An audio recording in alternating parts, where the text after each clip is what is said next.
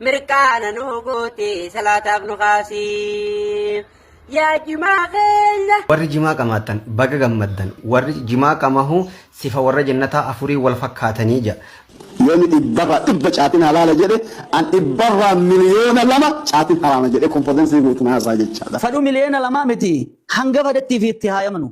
Nuti ragaa 45 ol qabna. Yoonii fi haaraami jechuu san irratti adillaa hadiisaa quraanaa fidde faalarraasi walee nyaammatu. Haraamuun michi maali hisaaban qabdu. Haqiiqaan nama mallee isiniidha. Uummanni harargee parsentii 100 keessaa 45 arsii keessa. Taateedhaan ajandaa jimaatiin wal qabatee mul'atan jimaan halaali haraame kan jedhu wal falmiin eega kaame eega Dr. Muhammad Kamal Tilmoo jimaan haraame fatwaa jedhu kenname booda keessatti waa hedduu argineeti jira jechuudha. Sababa kanaatiin wal qabatee anarra akka gartee nama wallaalaa tokkotti wallaalaalleen beekaani gorsa yeroo takka waan ta'eef arrantana aadimoota kenna sheekotii kennan gorsuu barbaada. Akkasuma gartee waan asirratti taajjabnillee waliif qoonna ka dubbiin gaafa duraa nama tokko sheeka tokko gartee kan fatwaa godhee achirraa kaatee akkamiin gartee gosa taate achirraa kaatee gartee akkamiin gosaa fi gosa fakkaattee waan jiru akkasuma gartee namoota as keessatti miira seenanii fi beektota gartee wallaaltotaaf gartee hulaa saaqan hulaa banan saniifillee gorsa qabna. Ana Abduu Moobaala Biraayi bagara deebiidhaan gara chaanala kiyyaa dhuftan isiniin jira. Jalqaba irratti gartee taatee jimaa kanaan wal qabatee dhalattoonni Harargeetii fi dhalattoonni Arsii angara lachuun hin beeka waan ta'eef gorsa gabaabduu takkaan isiniif qaba. Keessattuu gartee kana osoo sheekotiin dhageettee na gammachiisa. Jalqaba irratti yeroo gartee taateen tokko Arsii irra dhaabbatameetiin himamu. Dhalattoota Harargeetii fi Arsiitiin baana. Fakkeenyaaf amma Harargee afurannume yeroo taateen tokko Arsii Baalee irra dhaabbatamee Shawaas haa ta'u Wallaggallee haa ta'u godina biroo irra dhaabbatameetiin dubbatamee gara godina saniititti achi hin fidina. Akkasuma gartee kan Arsiitillee jechuudha. Akka Harargeetitti hin hiikkatina. Ilumayyuu beeki taateen akkanaa kun yeroo taa'ame nuyi kanatu gartee garaa hin bal'anne malee waa irraa baratta. Waan gartee na biratti gartee akkasitti aadaa ta'e tokko sadaachitti godina sanitti aadaa qaanyiidha inumayyuu wanti na biratti qaanyii isaan biratti gartee aadaadha osoo gartee nuti sammuu kan bal'annu taate waa namaa dabala jechuudha waa irraa baratta waa irraa xiinxallitaa jechuudha. Tole ammoo kabiroo sheekotiidha sheekotiin kan of olchaa yeroo hedduu gartee waa'ee sheekotii kana keessattuu waa'ee amantii wal qabatu wallaaltota gartee akka kiyyaa kagaachuu waa'ee diinii hin beekne kana ni ilaallatu sheekotii gorsuu hin dandeenyu garuu waan tokko isin gorsina waa'ee gara ilmiitiin kan wal qabatu osoo hin taane yeroo gargaraatitti ajandaa nuuf ta'aa jirtan. Fakkeenyaaf waggaa takka dura kabajamaan namni guddaan Sheek Alii Jimmaa jechuudha. Sheekni kenna waggaa takka dura waa'ee jimaa jirtu akkuma gartee amman tana Dr. Kamaalii wal fakkaatu kanatti waa'ee jimaa irratti dubbatanii uummanni hagam takka wal falmee afaan tahee walirratti duulee uummanni afaan tokko dubbatu uummanni gartee amantii tokko hordofu obboleeyyan sabaa obboleeyyan amantii akkasii walirratti duulanii gartee wal ciraa wallaaltotaa fi gartee durii akka shilabbee waan akkanaa kana gartee barbaaddeetti as keessa sirbituu fi karaa saaqan jechuudha. Karaa bananii jechuudha. Amman tana gartee Dr. Kamal Muhammad Tilmootis yeroo gartee waa'ee kana irraa dubbatanis wantoonni gartee nama wal falmisiisan homa akka jimaa kana jiwaanuma muraasa miree fakkeenyaaf. Kanaafuu wanni akkanaa kun nu qoqqoodaa jirtan amma fakkeenyaaf miidhaa jimaati immoo yeroo gartee uummanni saba tokko akkasii gartee walirratti duulee gartee sababa kanaatiin mujrimni baalageen gartee duraan afaan cufateetiin taa'u karaa dhabee karaa kana gartee as keessaan karaa argateetiin yeroo aalima irratti duuru yeroo aalima mataa gadi garagalchuu yeroo gartee diinii kanayyuu addaan qoodatee bara akkasitu jira sheekotiin halaal jette anaaf isaan qofa sirri sheekotiin haraam jette anaaf isaan qofatu sirri haga gartee sadarkaa diinii itti addaan qoodachuudha haga sadarkaa itti gartee bara amantii addaan qoodanuu argenne waan qaanyiiti waan fafaati jechuudha kamtu irra miidhaa qaba amma mee uummataaf hawaasaaf kamtu irra miidhaa qaba kanaafin gartee sheekotii gorsuun dirqama nurratti taate jechuudha. Tole mee amma kan Arsiitii hafurannu sheekotiin Arsii qofa keessa qaratanii Arsii qofa keessatti ilmii baastan Arsii keessatti asumaanuu ijoolleen Harargee dhageeffadha jimaan fakkeenyaaf amma sheekotii karaa Harargeetiin hinaafaniitii ufii gartee waan hin qabnee fi waan jiru kanarratti hinaafaniitii miti bakka kana sirreeffadha hinaafanii osoo hin ta'in ilaalchi gartee hawaasni sun qabu amma fakkeenyaaf an godina lachuun hin beeka naannoo gartee dhaloota kiyyaa kaanitti dhaladhe keessatti abbaanuu ilma isaa jechuudha ilmi isaa jimaa qamaa jedhame yoo isa dhoysee qamaa jiraate dhoysamee achitti kan qabamu isumaa dhoysee qamaa san akka tasaa gaafa dhaga'ee haga ilmummaa waakkatu kun gartee ilma kiyyaa miti kashlabbeedha hattuudha gartee jechuun yaani bakka amantii keessaallee akka baafameeti namummaa keessaallee baafamee akkasitti ilaala abbaanuu ilma haga waakkatu akka jechuudha dubbiin bakka hinaafu san osoo hin ta'in inumayyuu jibbaa haala hamaadhaan jechuudha achi keessa kan beekamu jechuudha akkasuma sheekotiinis haraami jedhaniitiin gartee barsiifamaa haraami jedhamee akkasumatti himamaa ammoo duraan eessatti himama masgiida keessatti himama hawaasa naannoo saniitti wal bakka hawaasni itti wal gahi kan naannoo saniitti himamaa jechuudha. Harargeen dhayitu jechuudha. Amman tana sooshaal miidiyaatu dhufe wanni ati gartee fakkeenyaa fi boorootii deeraatii yookiin gartee mana kiyya keessa jetteetiin dubbattu guutuu gartee addunyaa kana irratti gartee bahaa. Asumaan duuba sheekotiin ta'e nafatwaa keessan keessatti waan himtan keessatti waan haala yerootii fi afaan miidiyaalee beekuun waan miidiyaalee haala yeroon fidde kanallee quba qabaachuu nuuf qabdanii jechuudha. Amma ka Dr. Kamal gartee himaa kan Arsii qofaati jechaatiin hin jiru. Duuba ani waan moonni jechuu barbaade jechuudha asumaan sana warri gartee dhalattootaan Harargee tan akkasitti gartee quba qabaadha jechuu barbaade. Dubbiin bakka hinaafasan osoo hin ta'in ilaalchummaan gartee jimaadhaaf qabamuyyuu achi keessatti sheekotis haa ta'u hawaasummaan birootiyyuu akkasitti haraamitti beekamallee akkasumatti himamaa as gahillee garuu ammantan ammoo miidiyaatu walitti fidee jechuudha. Tole kanaafuu gartee amma sheekotii Arsii fi Baalee amma jimama kana fakkeenyaaf fudhannu. Amma fakkeenyaaf jimaan naannoo isin dhalattanitti akkasitti beekama. Waa lamaan beekama. Fuquraa jedhama. Amma mee ilaala sheekotii fakkeenyaaf amma hubannoo waa'ee jimaa akkaataa gartee Arsima qofa keessatti akkaataa warra hiikkatu Arsii fi Baalee warra hiikkatu milikkata waan isin beektaniin dhalattoota Harargee naatu isin hima fuquraa jedhama. Hattuu fi gartee kashilabbee himamu sammuu nama tuuxii akkas taati.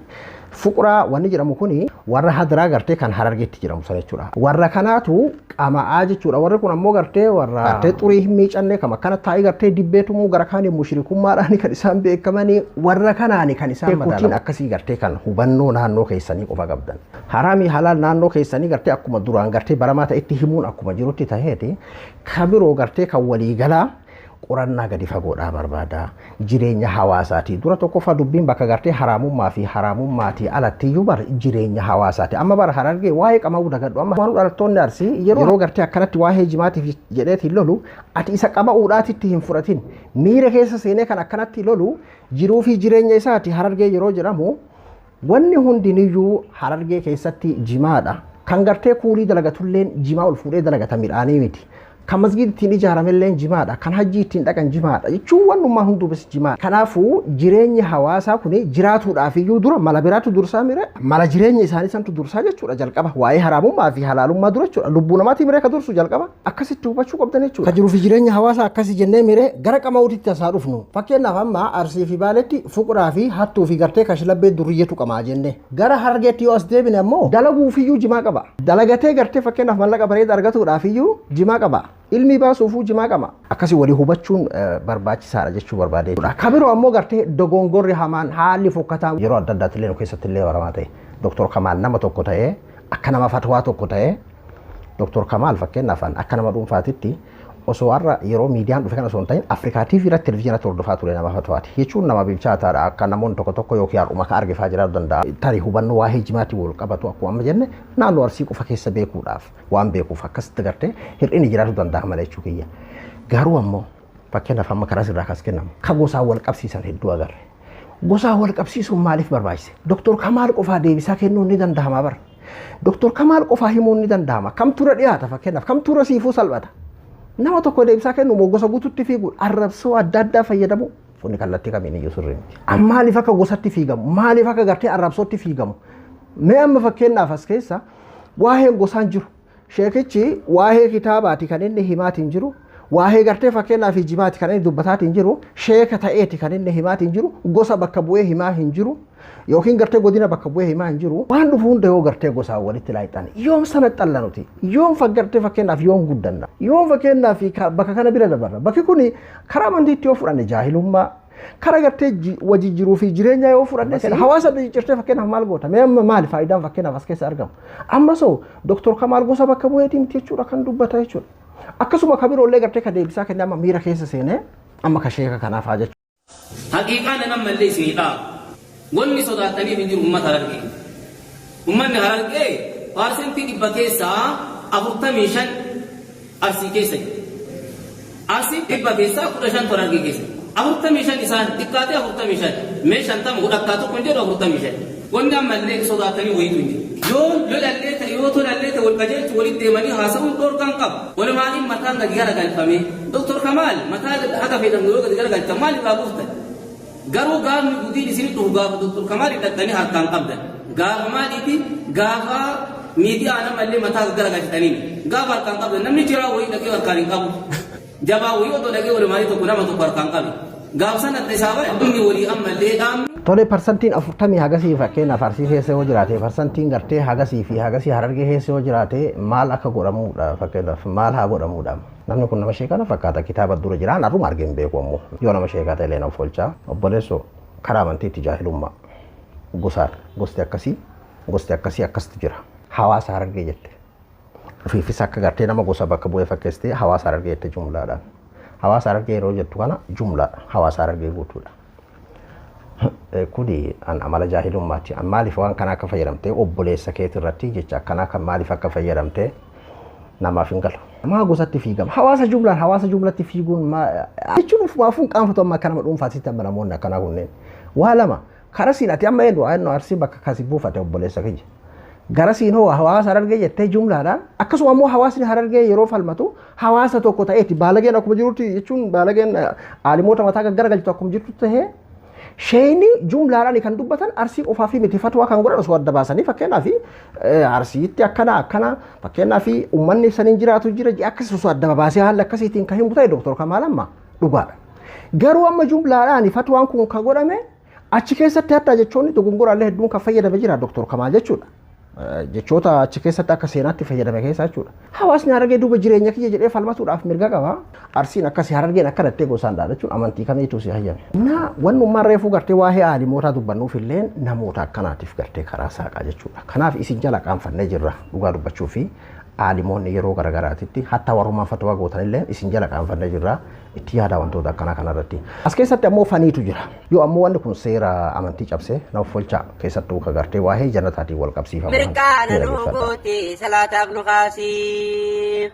Yaa jimaa keenya nuti si jaalanna sila buun dandeenyu ganamaa galgala baryoonii fi silamnee numa muuyna mugaatiin nu bitaa ammallee ni amoomanna kanaaf sila buun hin dandeenyu nuti mirqaana nu goote salaataaf nu kaasii.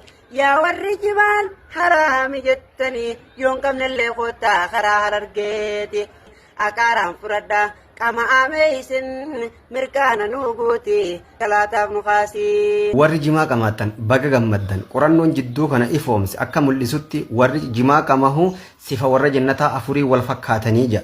Rabbiin subhaanahu wa ta'aalaa quraana keessatti teessuma warra jannatarraa wayita dubbatu yattaki'uuna ni ciqilfatanii tatta'an jira. Warri jimaa qamahulleen wayita jimaa isaanii qamahan ciqilfatanii tatta'anii qamahan. Lammaffaa irratti Rabbiin subhaanahu wa ta'aalaa mutaqaabiliin ji'ee dubbataa jechuudha. Fuula walitti deebi'anii ta'an jeetu quraana keessatti Rabbiin haala warra jannatarraa dubbataa jechuudha. Warri jimaa qamahulleen fuula walitti deebi'eeti taa'ee qamahaa jechuudha.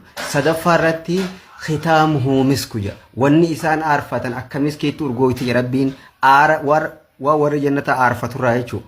Ni urgooyti jira. Warri jimaa qamulleen akkasitti waan urgooytu aarfatee qamahaa jechuudha. Afuraffaa irratti nadratan na'iim jira Rabbiin subhaanahu wa ta'aalaa. Ifa gaariidhaatu fuula isaaniirraa mul'ataa jira. Fuulli isaanii ni ifa jira fuulli warra jannataa.